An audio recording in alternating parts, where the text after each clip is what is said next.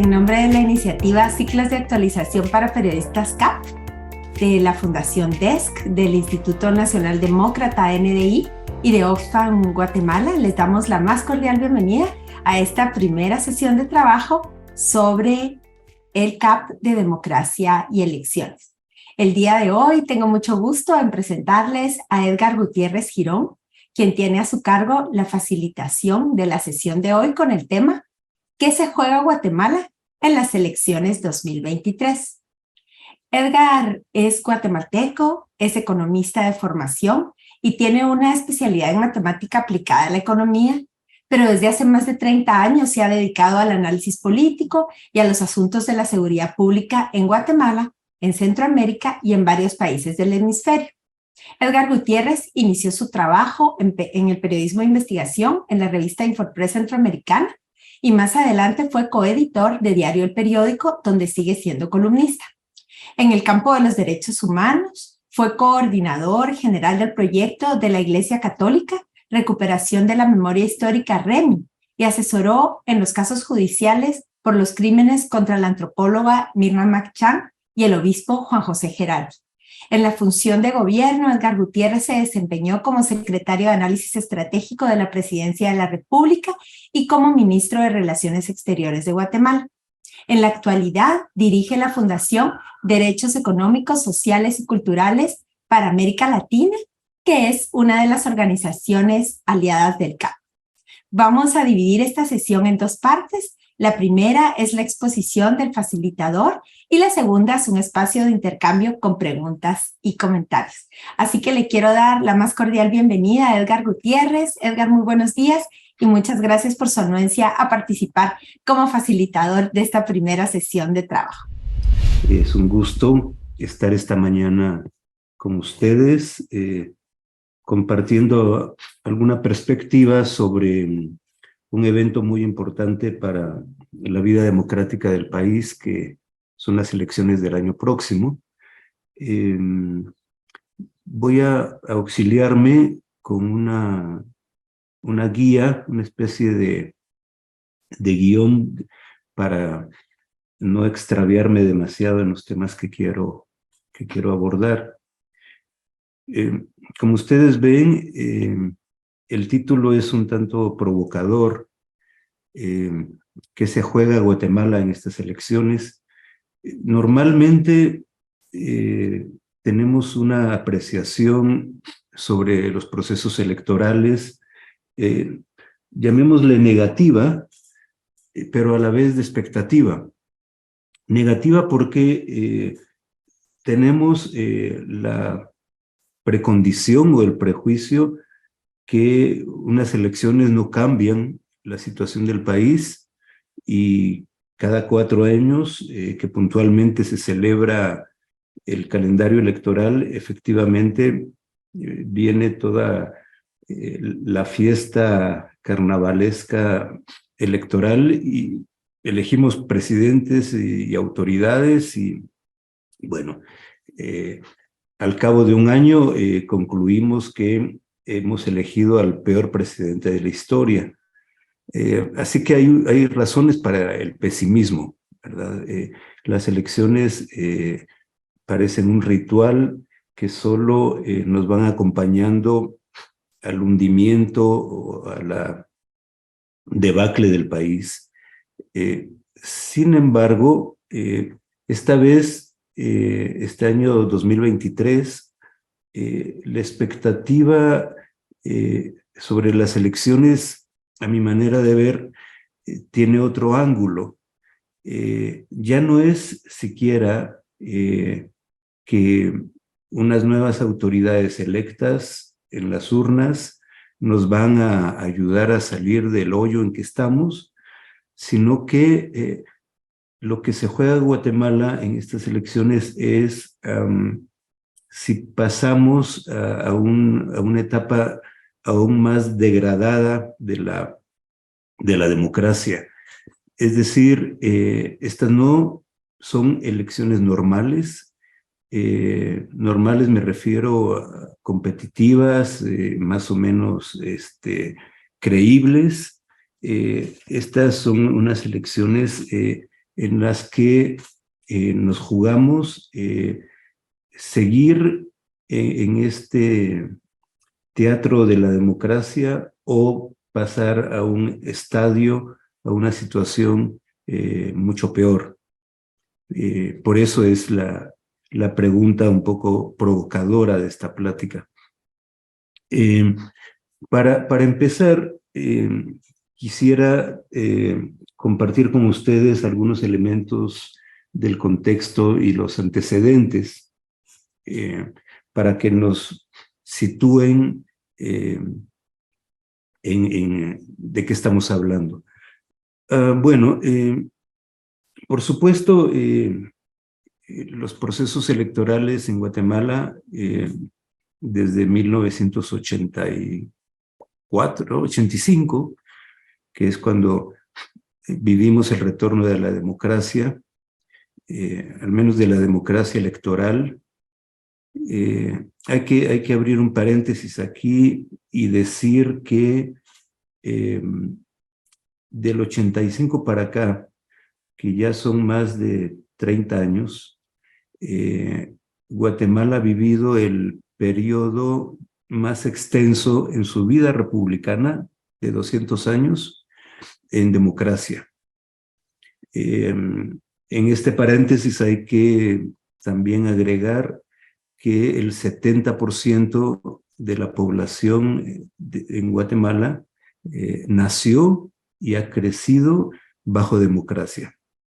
No conocieron la mayoría regímenes autoritarios, fraudes electorales o represión sistemática, que fue la práctica que nos tocó sufrir las generaciones anteriores, ¿verdad? Digamos que es ese valor de la democracia, de por lo menos permitir ciertos valores cívicos, ciertas libertades, es la ganancia neta que hemos tenido hasta ahora. No obstante, digamos que en los índices internacionales sobre democracia, Guatemala no está calificada como democracia plena. Solo vista a través de, llamémosle, algunas variables. Digamos que aquellos que estudian la democracia suelen decir que para que un país califique como plenamente democrático, debe reunir 3 campos de requisitos. El primero es tener unas elecciones con expresiones políticas e ideológicas plurales. Es decir, que no haya exclusiones por ideología y por razones fuera de lo que piden las leyes de manera razonable, ¿verdad? Entonces, lo primero es sí tener pluralismo. Lo segundo es tener órganos electorales que garanticen la integridad del voto y que los resultados sean también respetados.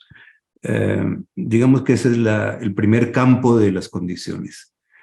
Un segundo campo, derivado del anterior, es que si dice al menos la teoría, si tenemos elecciones libres, entonces vamos a tener un Estado con balances, con contrapesos, es decir, un Estado de derecho donde se respete la independencia de poderes y donde haya rendición de cuentas, donde se controle la corrupción, etc. Y un tercer campo son las libertades civiles. Y las libertades civiles, sobre todo, se refieren a libertad de expresión, libertad de organización y movilización. Digamos que ese es el paquete mínimo de la democracia. Guatemala ha tenido hasta ahora problemas para cumplir estos campos, sobre todo el primero. Digamos que se han establecido ciertos techos de gastos de campaña, ciertas normas sobre cuáles son los periodos de campaña y cuáles son los periodos de veda, o sea, de no campaña, y no ha habido capacidad del Tribunal Supremo Electoral para hacer una regulación, digámosle, lo suficientemente seria para que esto se cumpla. Hace 4 años, el Observatorio Electoral hizo una comparación de gastos en campañas en América Latina o en el hemisferio occidental, y resulta que Guatemala las elecciones más caras del hemisferio, solo comparadas con Estados Unidos. Acá lo que invierten los partidos políticos por voto equivale a $10. Cuando hay países como Chile, donde la inversión electoral, cuando el financiamiento es público o público-privado, el financiamiento no pasa de 15 centavos de dólar o de 30 centavos de dólar. O sea, sí tenemos un gasto desproporcionado que con creces supera lo que establece la ley. Luego, un fenómeno, sobre todo observado en las últimas elecciones, es que se ha judicializado la participación. Esto quiere decir que hay una excesiva intervención de los organismos judiciales en las decisiones políticas. De hecho, aunque tenemos un tribunal cuyo nombre es Supremo Electoral, en materia electoral hay una Corte Suprema de Justicia que está por encima de las decisiones del tribunal, y hay también una Corte de Constitucionalidad que tiene la última palabra, y esa última palabra es inapelable. O sea que, digamos, la arquitectura electoral está horadada por estas intervenciones. De acuerdo, pues, a cómo se ha también organizado la República. Pero esto a lo que lleva es a que muchas veces, muchas decisiones que toman los organismos de justicia son decisiones que no caben, que no son parte de su materia, ¿verdad? Entonces, así se nos genera una arquitectura muy desordenada que no garantiza entonces que haya procesos electorales, no digamos competitivos, pero por lo menos que todos los partidos gocen de las condiciones o garantías mínimas de una participación justa o de una competencia justa. Hay partidos que tienen muchos más recursos, que se les perdona, entre comillas, que hagan campaña anticipada, que el tribunal voltea la vista cuando practica actividades clientelares, etcétera, ¿verdad? Entonces, digamos que estos vicios, estos problemas de organización del proceso electoral es lo que nos califican como una democracia no plena, ni siquiera imperfecta. Hay otra categoría que le llaman regímenes híbridos, es decir, que llevan a cabo los procesos electorales y cumplen ciertos requisitos, pero estos están viciados o están alterados por prácticas indebidas, ¿verdad? Hay 3 tipos de regímenes reconocidos: la democracia, el régimen híbrido, donde nos colocamos nosotros, y el régimen autoritario o autocrático, es decir, la dictadura. Entonces nosotros estamos, como quien dice, en medio de esos dos regímenes. Un problema creciente, además, es que en las prácticas electorales están participando redes políticas y económicas criminales y con una presencia cada vez más fuerte, más invasiva.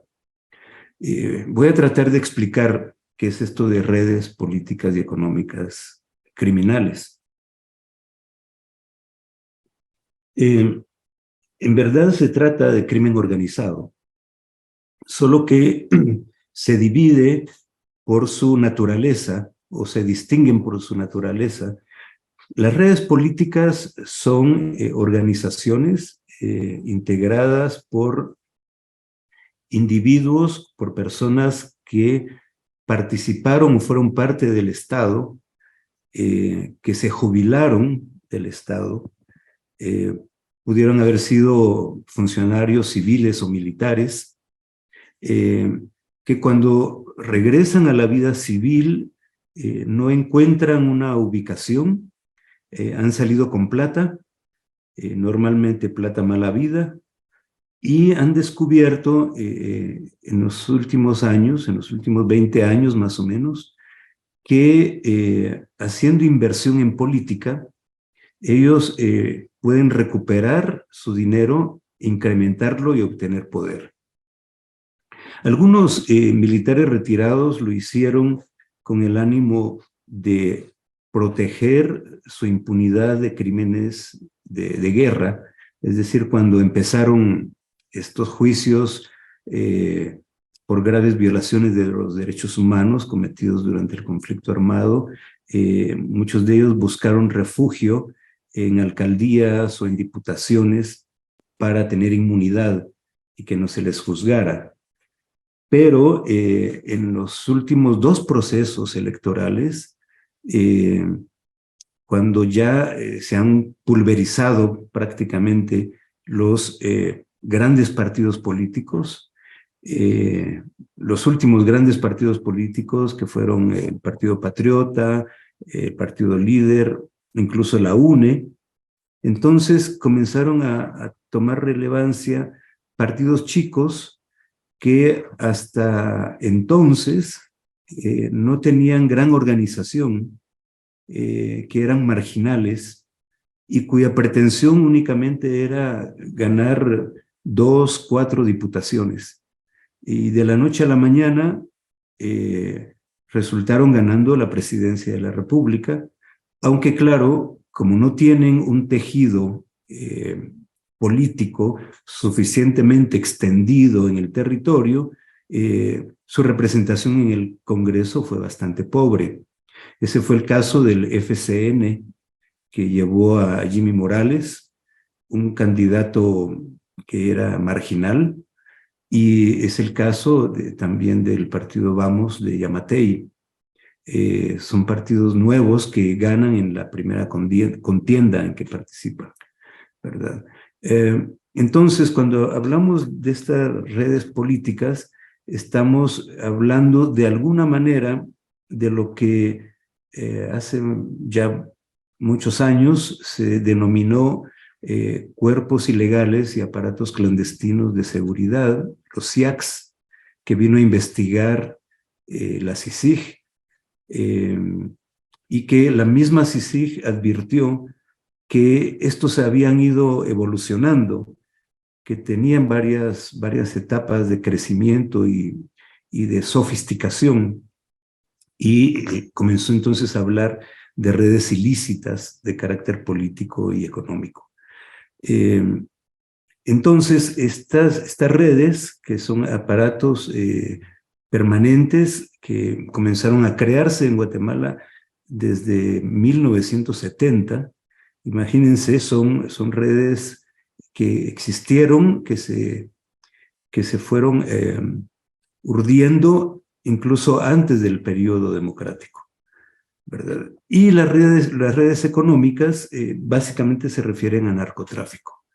Un narcotráfico también que ha ganado mayor presencia, que ya genera un entramado de economía ilícita en el país.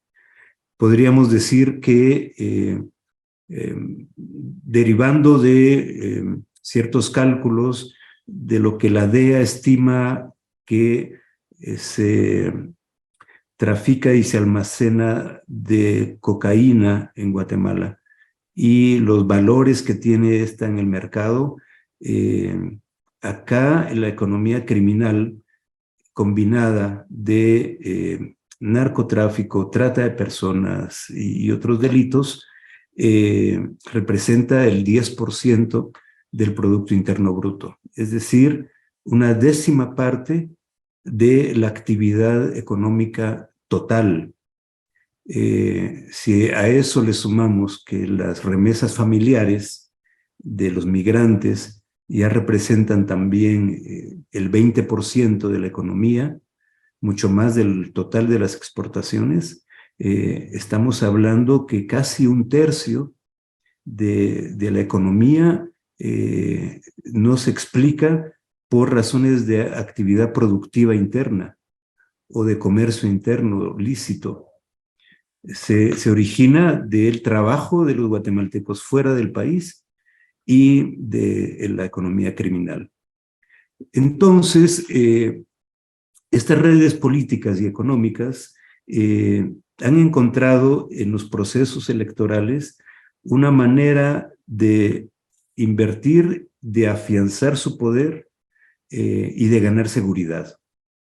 El estudio que publicó en 2018 la CICIG sobre financiamiento electoral, financiamiento de las campañas, decía que el 80% del financiamiento de las campañas provenía de estas dos redes. Provenía, por un lado, de la corrupción, de los malos manejos del presupuesto público, y por otro lado, de las utilidades del crimen organizado. Entonces, como dice el dicho popular, el que paga pide las canciones. Y ese es el gran virus o cáncer que ha venido descomponiendo, ha venido corrompiendo la democracia en el país.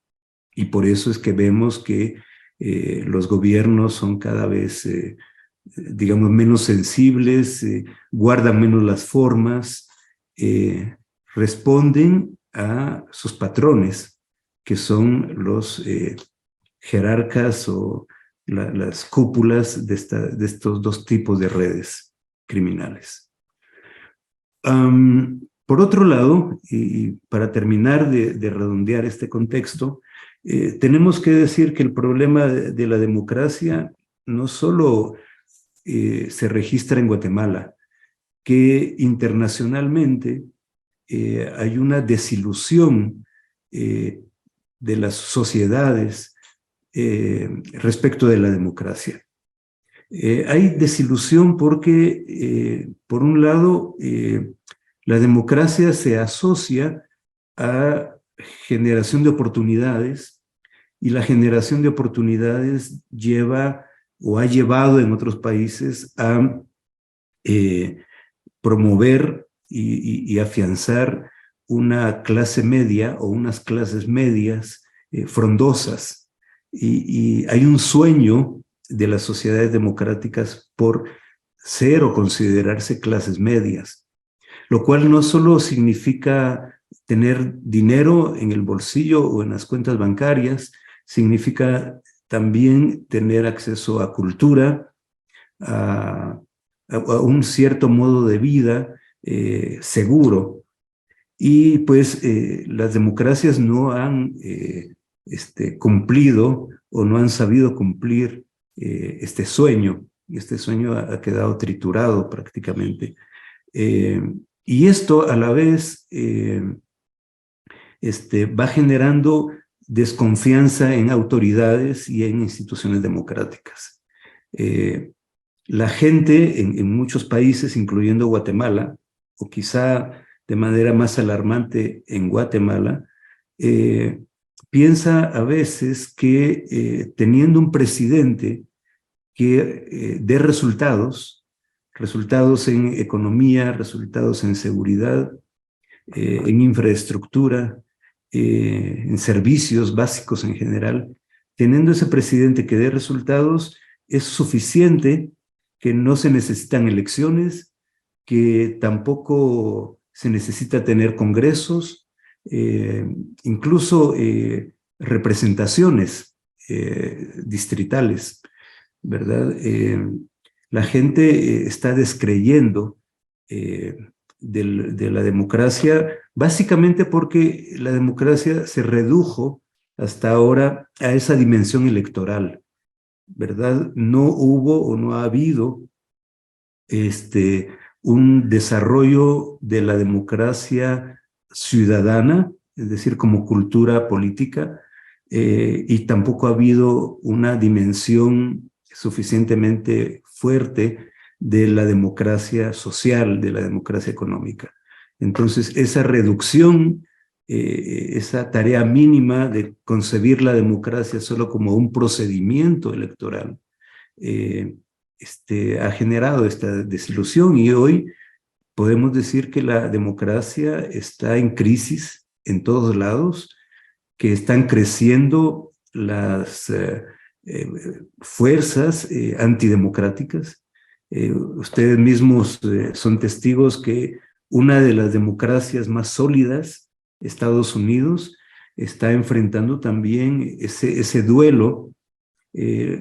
Republicanos y demócratas ya no están hablando tanto de programas políticos ni de políticas bipartidarias, están hablando de salvar o no la democracia en estas elecciones intermedias, ¿verdad? Así que subrayo esto, que el nuestro no es un problema que se reduce sobre el país, que crecen las fuerzas autoritarias en muchos lados del mundo, en Europa, en América Latina, etc. Y esto tiene que ver, como digo, con el déficit de la democracia, de no responder a las, digamos, aspiraciones o expectativas de la población. Acá, en esta parte de la presentación, me voy a concentrar en lo que ha ocurrido en los últimos 2 años, que me parece relevante para entender el proceso que ya empezó, el proceso electoral que va a culminar el año próximo. Bueno, la singularidad, llamémosle así, o lo nuevo que ha pasado en el país, que no es buena noticia, es que las élites, y en gran medida estas redes políticas y económicas criminales que mencioné, establecieron una estrategia para desmantelar la CICIG, y finalmente lo lograron en 2019. Y a partir del desmantelamiento de la CICIG, ellos han venido ejecutando de manera bastante disciplinada y eficaz una serie de pasos bajo un lema que podríamos decir: nunca más CICIG, nunca más Estado de Derecho. Y se han dedicado a controlar absolutamente todas las instituciones de frenos y contrapesos de la República. Empezaron por no integrar nuevas cortes del organismo judicial desde 2020, y ahora vemos que pues, esas cortes están operando de facto fuera de su mandato constitucional. Ya llevan más de 3 años. Prácticamente están duplicando ya su periodo, casi duplicando el periodo para el que fueron mandatados. Luego siguieron con la Corte de Constitucionalidad, donde también hubo una serie de vicios y anomalías en su integración, y han ido avanzando hasta cerrar el círculo hace poco con la Contraloría General de Cuentas. Entonces, prácticamente ya como pacto lograron copar todas las instituciones y borrar aquel campo que define la democracia como independencia de poderes o como Estado de Derecho. Luego que alcanzaron esos objetivos, dieron un siguiente paso, y este siguiente paso podríamos decir que es una suerte de persecución ejemplificante. Todos aquellos fiscales, jueces, magistrados que participaron de lo que podríamos llamar el intento de construcción de un Estado de Derecho y que sometieron por primera vez en la historia a los tribunales, a ciertas élites, todos ellos están perseguidos. Una treintena de operadores de justicia está en el exilio, pero no solo operadores de justicia, también periodistas, también activistas humanitarios, etcétera. Es decir, este otro campo de las libertades civiles también comienza a ser acosado, con lo cual ya no solo estamos hablando de procesos electorales dudosos, sin una competencia leal, estamos hablando también de un Estado de Derecho desdibujado y de unas ciertas libertades civiles que estaban garantizadas, que ahora comienzan a ser estranguladas. El pacto de corruptos, o lo que popularmente se denominó pacto de corruptos, lo integran pues estas redes políticas que hacen alianza con el partido oficial en el Congreso, lo integran miembros o líderes de los carteles criminales, de esas redes económicas de las que hablé, algunos empresarios, grupos extremistas, grupos de extrema derecha, y cierta burocracia que se beneficia también de esto. ¿Qué objetivos tienen? Principalmente su objetivo es garantizar su impunidad y ponerle frenos a la ley, ¿verdad? A las instituciones, y han sabido subordinar sus intereses sectoriales a ese objetivo central de garantizar impunidad, y han sabido también dividir el trabajo.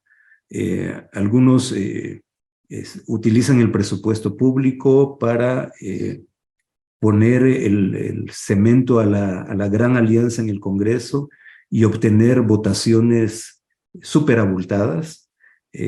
Han feudalizado prácticamente la administración del gobierno, dándole oficinas o ministerios o entidades a cada uno de los partidos según la importancia de votos que tengan. En fin, han hecho de los aparatos públicos y de los recursos públicos el medio a través del cual van alcanzando sus objetivos. Adicionalmente a esto, no han perdido de vista la incidencia en Estados Unidos. Por supuesto que saben que no tienen acceso al gobierno del presidente Biden. Sin embargo, aquellos empresarios y cierta cooperación que logran invierten en campañas electorales, ya no tanto en Guatemala, sino en Estados Unidos, y de esa manera tienen como derecho de picaporte con 1 o 2 o hasta 3 senadores republicanos, básicamente identificados con el expresidente Trump. Así que esa es, digamos, la eficacia con la que han logrado operar, y por eso han alcanzado los objetivos que vemos que han logrado. Aquí, brevemente, para ir completando la pintura, para ir completando el cuadro, me quiero referir a algunos actores, porque hemos hablado bastante de los grupos de poder, ¿verdad? De aquellos que están arrendando la democracia y que tienen pues las manijas por ahora. Pero ¿qué está haciendo el resto de la sociedad? Bueno, Guatemala es un país bastante organizado, pero fragmentado. Cuando digo bastante organizado, me refiero a que hay organizaciones, formas de actuación colectiva prácticamente en cada comunidad, en los municipios, en los barrios. Sobre todo a mí me ha impresionado la cantidad de organizaciones de mujeres, de pueblos indígenas en todo el territorio.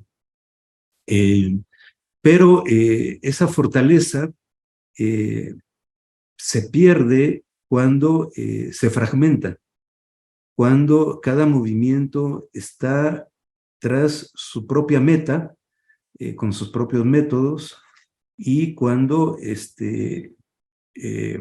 no se hacen sentir o no tienen un alcance nacional. Este alcance nacional se ha logrado por momentos, no es sostenido. Sí hubo movilizaciones espontáneas, invertebradas, diría yo, en 2015, en 2016. También hubo muestras de hartazgo en 2020, que fueron reprimidas duramente.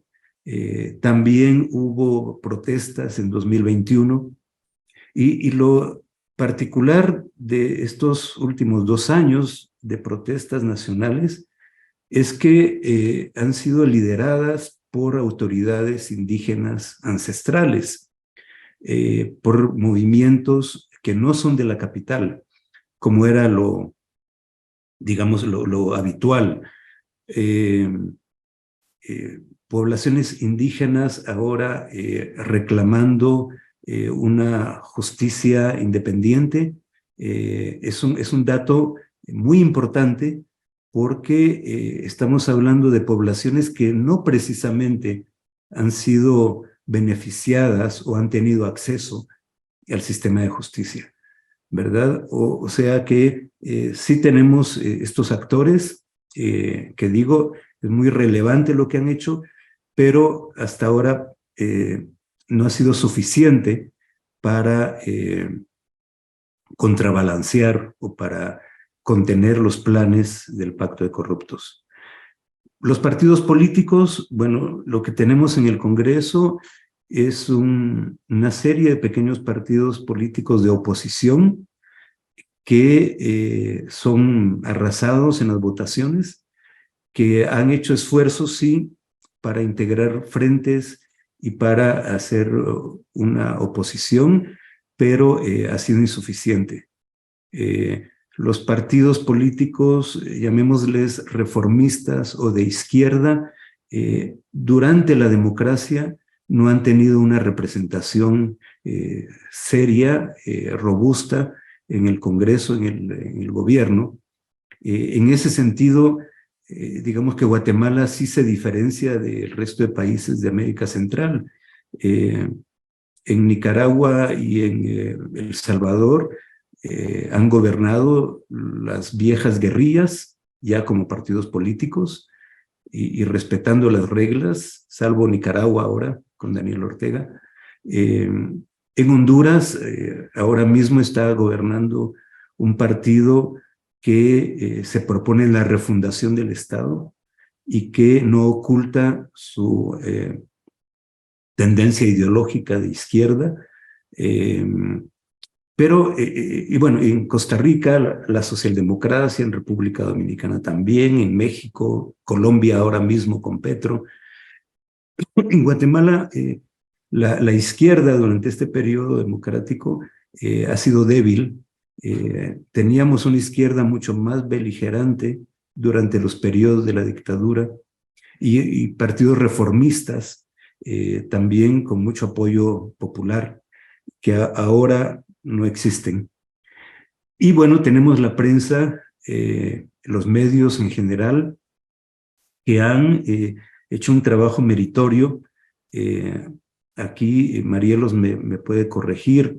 Lo que yo he conocido como prensa independiente en la región, pienso que Guatemala tiene uno de los periodismos más creativos, más acuciosos, más profesionales de la zona. En este sentido, sí, no nos podemos quejar de que estamos en desventaja.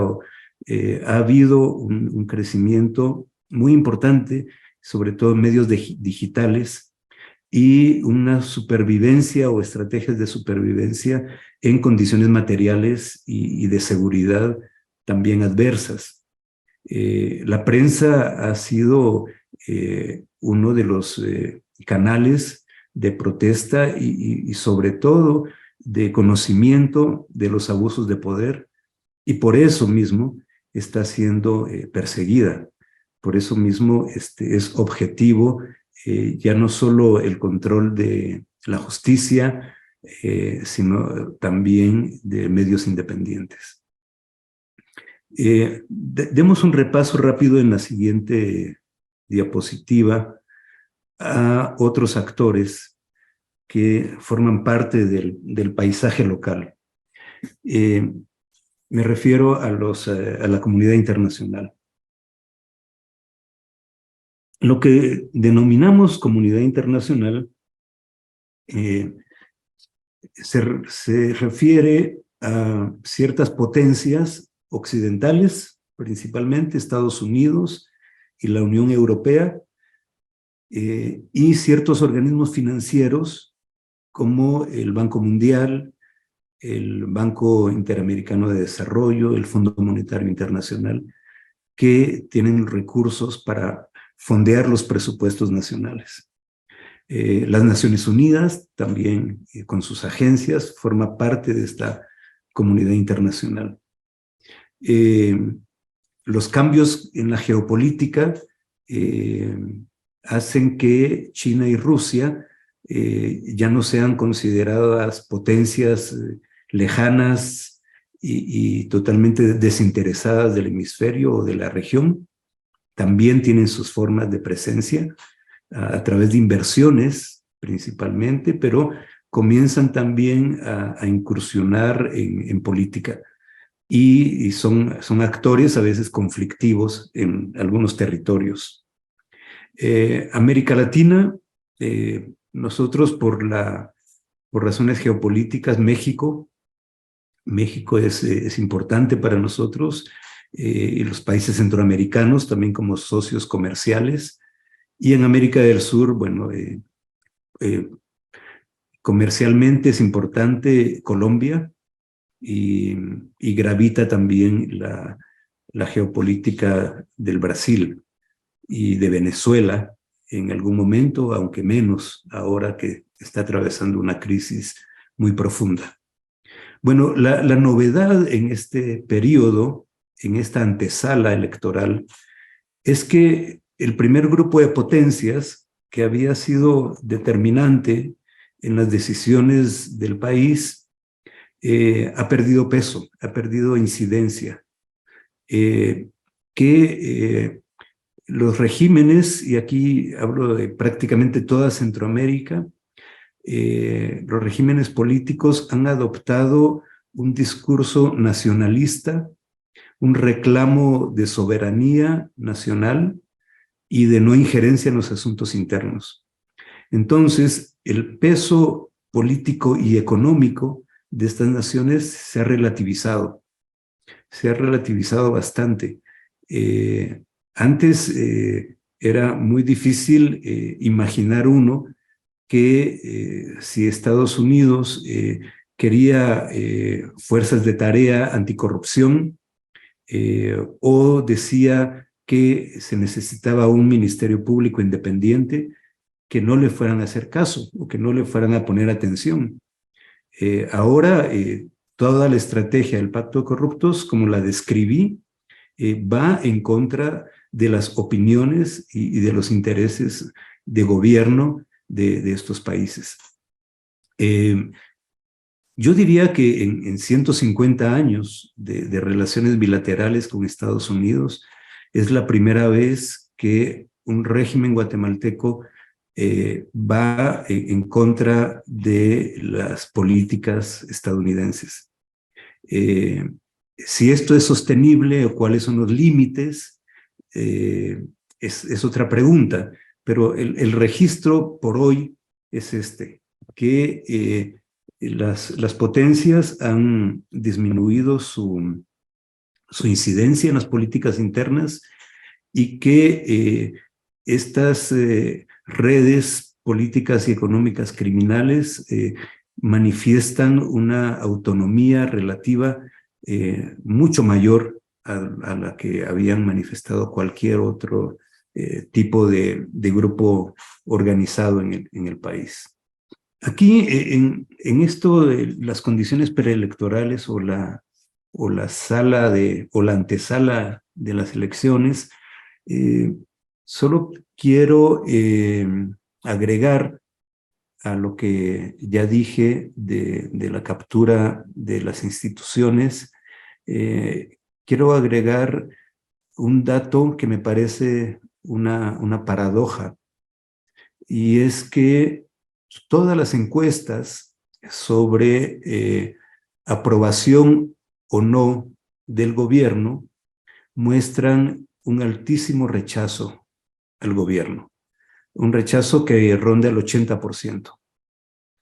Que nunca en la historia de la democracia hubo un gobierno con tanto repudio, pero a la vez con tanto poder, por lo que ya expliqué, ¿verdad? Es una paradoja de haber logrado el control de todas las instituciones y no tienen o no han tenido un sustento social, un sustento popular.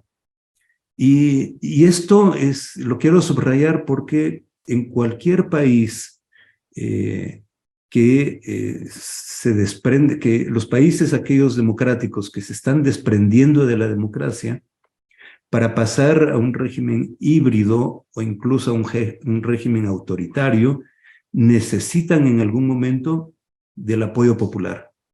Lo tuvo Daniel Ortega para llegar a constituir su dictadura, y lo tiene hoy y desde hace 2 años Bukele en El Salvador, con el respaldo más alto que registra un presidente en la historia de América Latina. Entonces, un régimen sin respaldo popular es muy difícil que se sostenga. O dicho de otra manera, ¿cómo hace su transición en una campaña electoral?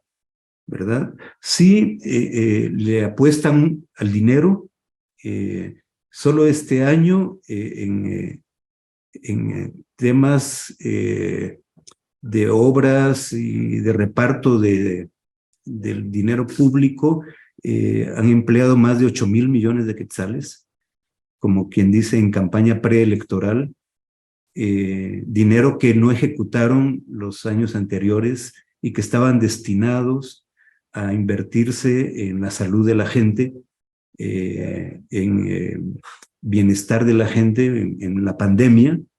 Como no lo pudieron ejecutar, pues lo han venido utilizando. Y bueno, hoy amanecimos con los titulares de prensa diciendo que el presupuesto del 2023 va a superar los 115 millardos de quetzales, ¿verdad? Entonces, sí, alto repudio, pero también mucho dinero para campaña. Y aquí se va a poner en juego esto, ¿verdad? la eficacia de las tareas clientelares de la compra de votos versus la dignidad de la gente, porque eso es lo que está en cuestión. Pero bueno, la estrategia cuasi perfecta del Pacto de Corruptos está llegando a un punto de crisis, porque como vemos desde hace varias semanas, el Tribunal Electoral está aplicando criterios bastante discrecionales para decir quién hace campaña anticipada, quién no, y hay también ya en ciernes un debate legal sobre la constitucionalidad de la ley electoral respecto a esto.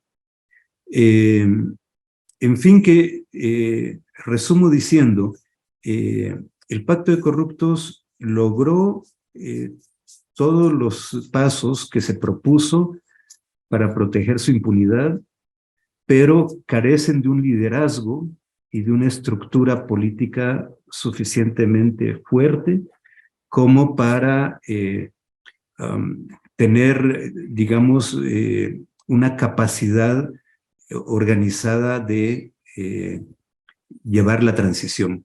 Y esto es lo que hace particularmente, digamos, especiales, por decirlo de una manera suave, estas elecciones. Porque aún hay un signo de interrogación sobre cuáles son los criterios para participar, quién decide quién participa y quién no, quién decide quién es amenaza para el pacto, cuando la gente del propio pacto está siendo cuestionada en su participación. Y esto otra vez nos lleva al tema de la preocupación internacional sobre lo que ocurrirá en estas elecciones. Lo más probable es que las misiones de observación electoral esta vez se instalen en el país muy anticipadamente, o sea, no van a venir 1 o 2 semanas antes de las elecciones de junio. Es muy probable que ya estén organizando misiones de reconocimiento, misiones de avanzada, para ir entrando en el registro de lo que está pasando, ¿verdad? Porque ya el proceso está ocurriendo, aunque oficialmente no haya sido convocado. Y esto lo hace la comunidad internacional porque más temprano que tarde va a calificar si estas elecciones que vienen son válidas o no. Es decir, si reconoce la legalidad y legitimidad electoral o no. Y esto va a tener implicaciones en muchos sentidos. Por eso he subrayado este tema de mayor vigilancia y un escenario probable de aislamiento si se desarreglan o se pierden las formas en estas elecciones. Muy bien, vamos a ir terminando. Bueno, lo que está mandando hasta ahora es el ánimo del presidente Giammattei, ¿verdad? O sea, es el presidente hoy por hoy el que está prácticamente decidiendo quién participa y quién no, de acuerdo a quién le conviene a él o quién le garantiza, en quién confía y en quién no confía. Y entonces este ánimo autoritario es lo que por hoy está marcando el proceso. Y ahí es donde comienzan entonces a verse las costuras un poco flojas del Pacto de Corruptos, porque todavía no tienen un acuerdo, y de eso vamos a hablar más adelante en los escenarios. No tienen un acuerdo sobre cómo repartirse el pastel a partir del año entrante. Y bueno, como dije, vienen también presiones internacionales y presiones sobre no solo actores políticos, no solo sobre el gobierno, también sobre actores económicos y sociales. Es decir, la comunidad internacional, para tener más voz, necesita un foro de partidos políticos que reclamen integridad del voto, necesita un movimiento social que diga que sí le importan las elecciones y que sí está dispuesto a participar auditando este proceso electoral. Sin esa legitimidad interna, muy difícilmente la comunidad internacional pueda operar. Y al fin y al cabo, la responsabilidad de que las cosas aquí no empeoren, por lo menos con el proceso electoral, la responsabilidad, digo, es nuestra, de los guatemaltecos, ¿verdad? Y eso es lo que hace, digamos, que estas elecciones tengan un acento o una condición diferente a los otros procesos. Yo creo que nunca en un proceso electoral vimos en verdad amenazada la democracia, la puerta de entrada para un régimen autoritario o la puerta de salida para este régimen. Esa connotación de lo que está en juego ya no es la pregunta si las elecciones van a resolver los problemas. La pregunta es si las elecciones nos van a llevar al autoritarismo, a un periodo de ingobernabilidad y a un periodo de mayor estrechamiento de las libertades civiles, o si logramos librarlo. Bueno, ¿qué nos puede venir? De acuerdo a lo que tenemos ahora, digamos, para el primer escenario que ustedes están viendo allí, que el pacto logra un acuerdo, aquí la premisa para que este escenario ocurra es que haya un árbitro, o sea, haya una autoridad de facto, pero una autoridad reconocida por quienes forman parte del pacto, ¿verdad? Y que esta autoridad diga, bueno, miren, aquí vamos a repartirnos el poder otra vez, otros 4 años, nos ha ido bien, no es necesario pelearse, si no hay suficientes votos, pues controlamos las mesas electorales, etcétera, pero hay un diseño en este primer escenario, hay un diseño de los grupos, de los intereses, de mantenerse y de tolerarse mutuamente, ¿verdad? Es lo que yo denomino el fraude tolerado, es decir, puede que no sepamos en realidad quién ganó, pero ellos van a tener el suficiente acuerdo como para tapar irregularidades o un escrutinio mal habido. Un segundo escenario, que es el que comienza a vislumbrarse, es que si el presidente Yamatei impone sus criterios y se excluyen candidaturas, partidos, porque él no les fía o no les conviene, esto va a provocar un sentimiento de exclusión y de descontento, por lo tanto, que puede ocurrir el propio 2023 o que puede abonar a una ingobernabilidad en los próximos años, del próximo gobierno. Es decir, la gente puede estar pensando, la ciudadanía que vota puede estar pensando, bueno, empleemos esta vía electoral para deshacernos del pacto de corruptos y votemos por alguien que represente todo lo contrario. Pero si este voto, si esta voluntad no está reconocida oficialmente, podemos tener un problema mucho mayor, que es un gobierno ilegítimo e ilegal. Es decir, dos condiciones con las que hasta ahora ningún gobierno en democracia ha surgido. Bueno, el actual gobierno, ciertamente, durante el primer año que coincidió con la pandemia, perdió mucho respaldo popular y se ha sostenido con ese 20% de apoyo, pero nadie le cuestionó a Yamatei haber sido producto de un arreglo fraudulento o de haber ganado de manera ilegal. Sí, 2019 fueron unas elecciones extremadamente judicializadas, como las del 2015, quedaron afuera muchos candidatos que permitieron pues este juego de fuerzas al final, pero digamos que nunca vimos que con el poder concentrado se pudiera decidir por una sola persona quién participa y quién no participa. Entonces,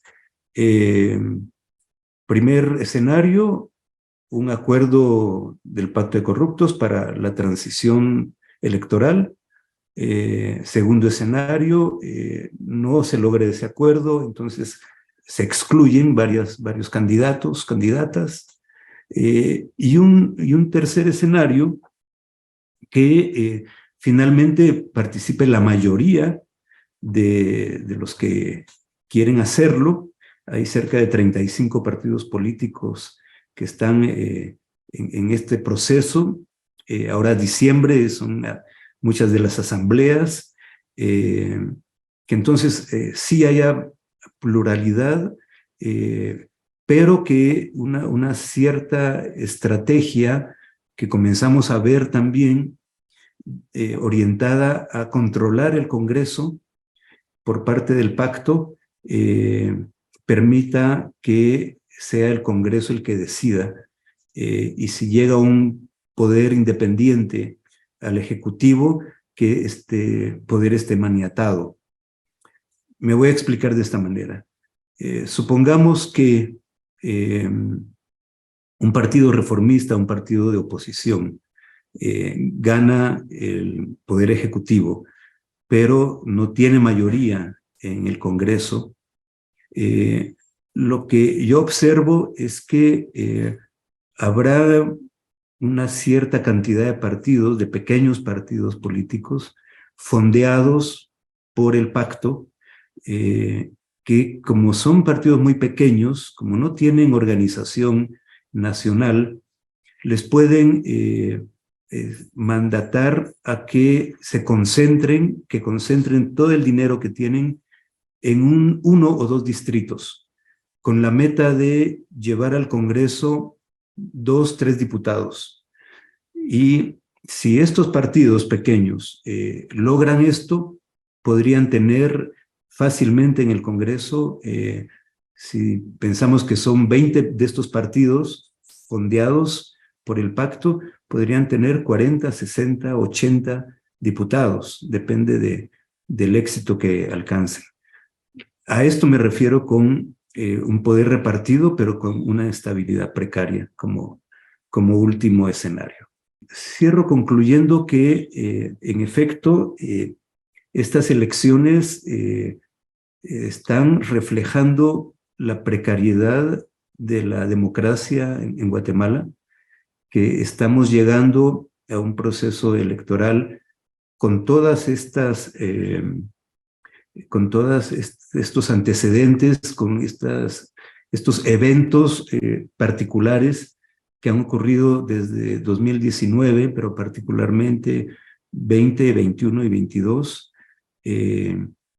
que prácticamente están acabando con las reservas democráticas del país, que es muy importante la labor de los periodistas, de los medios independientes, para animar, para informar y hacer todo lo posible por auditar este proceso que es tan decisivo para lo que viene para Guatemala en los próximos años.